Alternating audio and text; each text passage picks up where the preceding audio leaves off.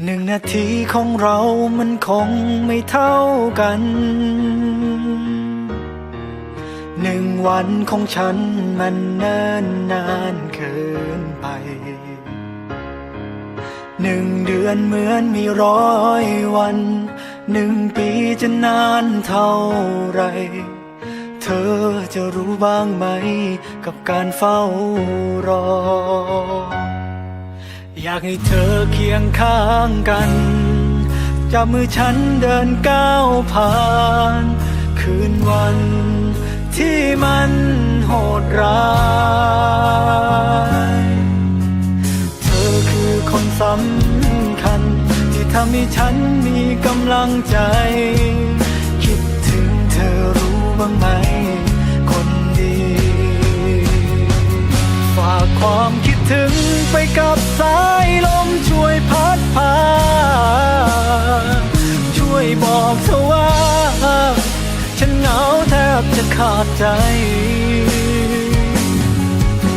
คิดถึงเธอเหลือเกินไม่อยากเดินลำพังต่อไปอยากให้เธอเคียงข้างกายผ่านคืนวันที่เหงาใจไปด้วยกัน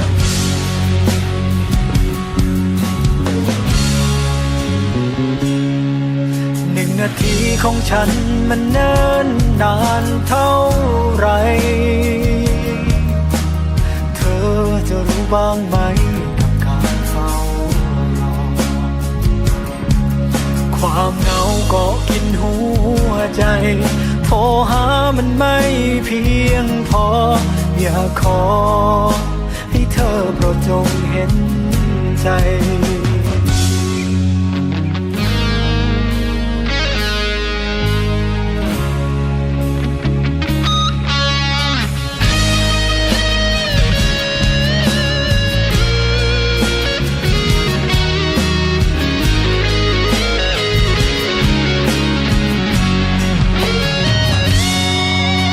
ให้เธอเคียงข้างกันจับมือฉันเดินก้าวผ่านคืนวันที่มันโหดร้ายเธอคือคนสำคัญที่ทำให้ฉันมีกำลังใจคิดถึงเธอรู้บ้างไหมคนดีฝากความคิดถึงไปกับสายลมช่วยพัดพาช่วยบอกเธอว่าฉันเหงาแทบจะขาดใจคิดถึงเธอเหลือเกินไม่อยากเดินลำพังต่อไปอยากให้เธอเคียงข้างกายผ่านคืนวันที่เหงาใจไปด้วยกัน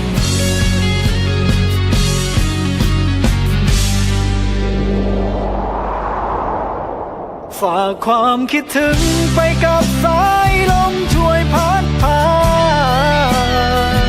ช่วยบอกเธอว่า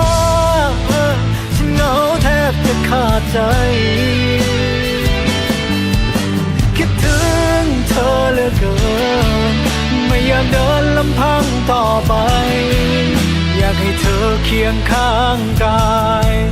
ผ่านคืนวันที่เหงาใจไปด้วยกันคิดถึงเธอเหลือเกินไม่อยากเดินลำพังต่อไปอยากให้เธอเคียงข้างกายผ่านคืนวันที่เหงาใจไปด้วยกันอยากให้เธอเคียงข้างกายผ่านคืนวันที่เหงาใจไปด้วยกัน